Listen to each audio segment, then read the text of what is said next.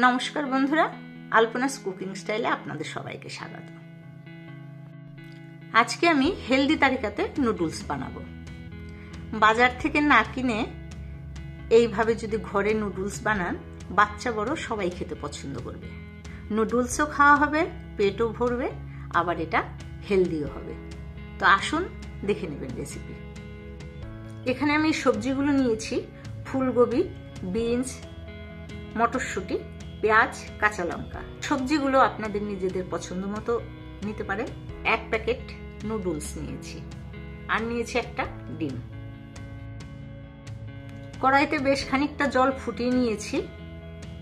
এই ফুটন্ত জলের মধ্যে দিয়ে দিলাম 1/4 চামচ লবণ আর 1 চামচ তেল। জলের মধ্যে মিশিয়ে নিলাম। এরপরে নুডলস দিয়ে দিলাম। এই নুডলসগুলোকে আমি ভেঙে নিয়েছি, তাতে খেতেও সুবিধা হয় আর ভাজার সময় নাড়তেও সুবিধা হয়। এখন এইগুলো নরম হওয়া পর্যন্ত সেদ্ধ করে নেব। নুডলস সেদ্ধ হয়ে গেছে, এখন এটাকে জল ঝরিয়ে তুলে নেব।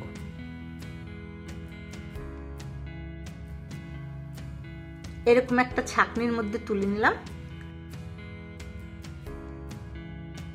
ওপর থেকে ভালোভাবে জল ঢেলে ধুয়ে নিলাম, তা থেকে ভেতরের চিপচিপা ভাবটা চলে যাবে।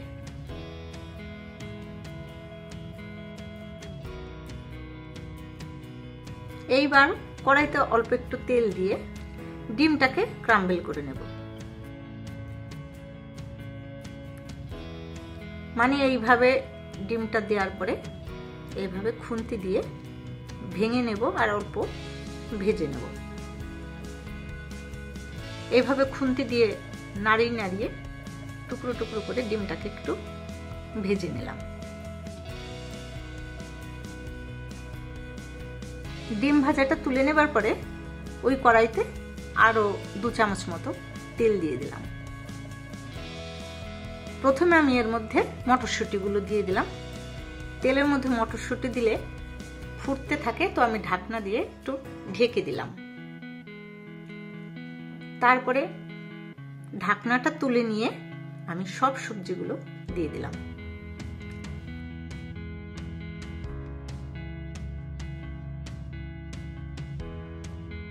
তারপরে এগুলো ভেজে নেব। অল্প সময় ভেজে নেবার পরে এর মধ্যে 1/4 চামচ লবণ দিলাম।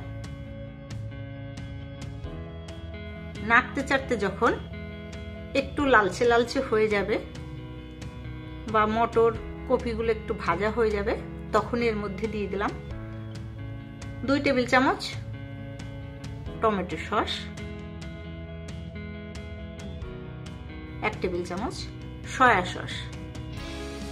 ভালোভাবে মিশিয়ে নেওয়ার পরে এর মধ্যে 1 পাতা গ্রিন চিলি সস দিয়ে দিলাম, যেটা প্যাকেটের মধ্যে থাকে। মিশিয়ে নেবার পরে নুডলসগুলো ঢেলে দিলাম।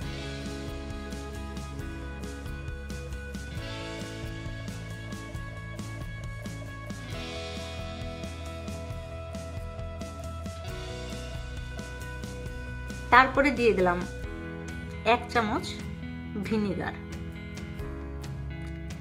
এখন গ্যাসটাকে হাই ফ্লেমে করে দিয়েই এগুলোকে ভাজতে থাকবো। চাইনিজ আইটেম দেখবেন সবসময় এরা হাই ফ্লেমে ভাজে, তাতে হয়তো টেস্টের ফারাক হয়। একটু টেস্ট করে নিচ্ছি, আর একটু লবণ লাগবে।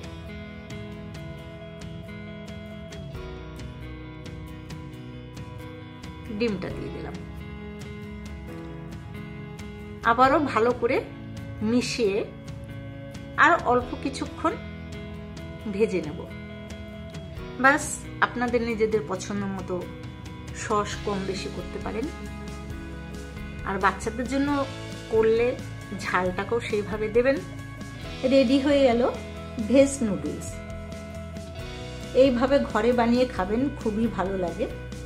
আর রেসিপিটা যদি ভালো লাগে তো আমার চ্যানেলকে সাবস্ক্রাইব করবেন, লাইক শেয়ার করে পাশে থাকবেন, আর পাশে বেল বাটনটাকে প্রেস করবেন।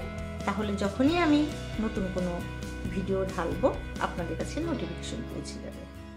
ভালো থাকবেন সবাই, আবার আসবো অন্য কোনো নতুন রেসিপি নিয়ে। আজকের মতো এইটুকু, বাই।